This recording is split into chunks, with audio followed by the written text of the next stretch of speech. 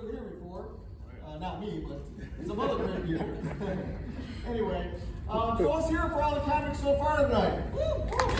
I had to go first. I hate going first. I'm telling you, you're going first in a comedy show, that's almost as bad as going last at a gangbang. Oh my gosh, I'm telling you. So, I do get a few jitters a little bit before I go on stage. Nothing too bad, because I always picture the audience naked before I come out. Sir, does your wife know that you're wearing a wreath on? Anyway, so I was really honored when I got the call to come out to perform at the Detroit to LA Comedy Challenge. And I started thinking for a minute, and it's like, who the fuck wants to go to LA? And what a shit show that place has turned out to be. I'm telling you. Winning a trip from Detroit to LA is like winning a trip from Hiroshima to Nagasaki. I'm telling you, you just don't want to go. Oh, but here we are. So, I'm really into vinyl lately. Are there any other vinyl lovers out there? Woo! Oh my gosh, I wish you could have seen her face light up when I said that. No ma'am, not the rubber suits with the strategically placed holes. Records, that kind of vinyl. I'm sorry, I don't mean to forget you guys. No, I really don't. Anyway, so I'm really into vinyl lately, but it's getting so expensive. I'm telling you, I was on this online auction site bidding on one of my favorite LPs, and it was over $300. I'm like, I don't know. I was trying to be confused whether I wanted to pull the trigger or not. And I said, you know what? Fuck it. You only live once. So I hired the band to play in my living room live, and I saved $70.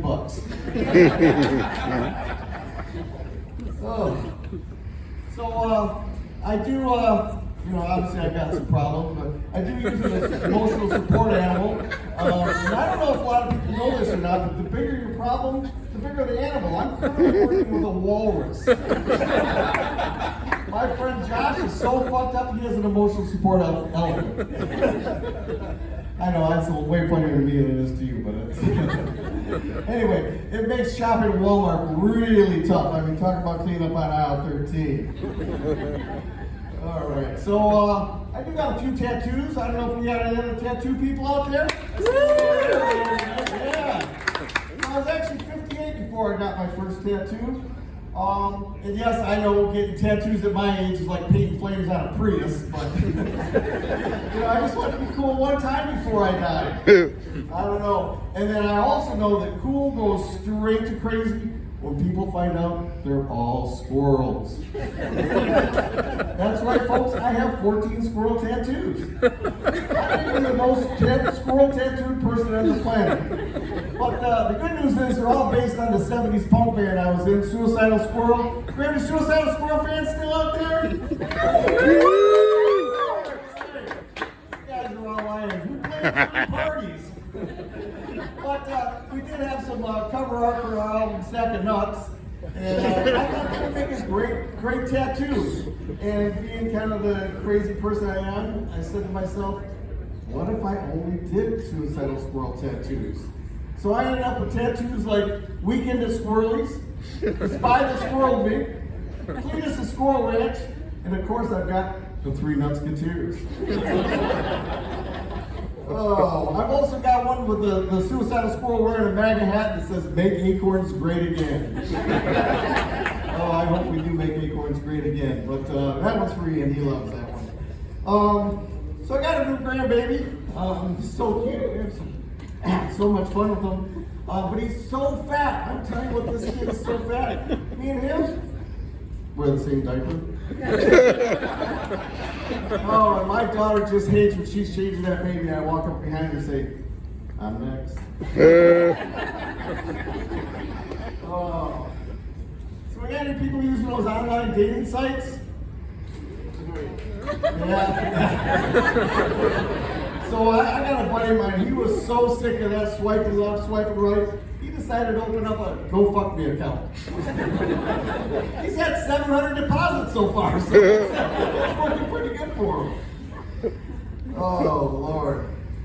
So I am getting a little older now, but the funny thing is, up here, still 13. It doesn't change, still 13. But even at my age, my wife and I, we still have a pretty active sex life. Not with each other, but still pretty active. I did have to ask her once if she had to, if she could stay around sleeping with a guy covered in squirrel tattoos. She thought for a moment, says, yeah, it's really not a problem. She rarely thinks of me during sex.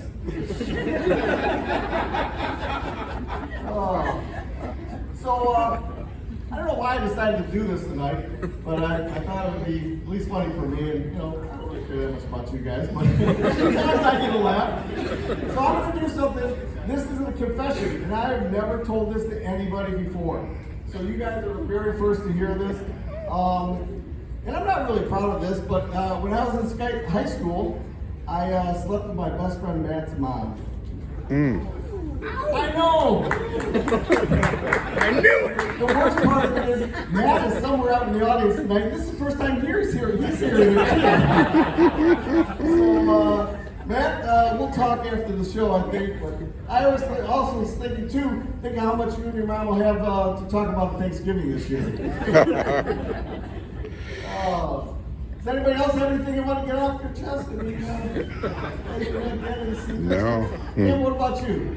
No dark secrets? Come on. Not that you want to share? All right.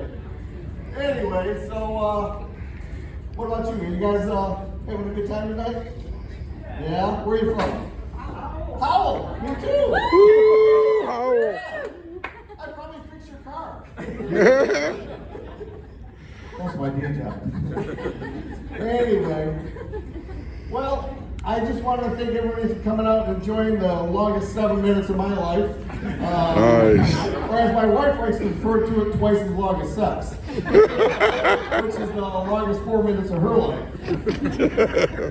Anyway, well, before I did go, I did want to make sure that I left some of the guys in the audience. So pass this on to the younger men in your life. It's good pieces of wisdom. It's something to really help them as we go along. And it goes like this. Guys, don't forget, if it has tits or tires, someday it's going to be trouble. I'm Mike Davis. Thanks for coming out.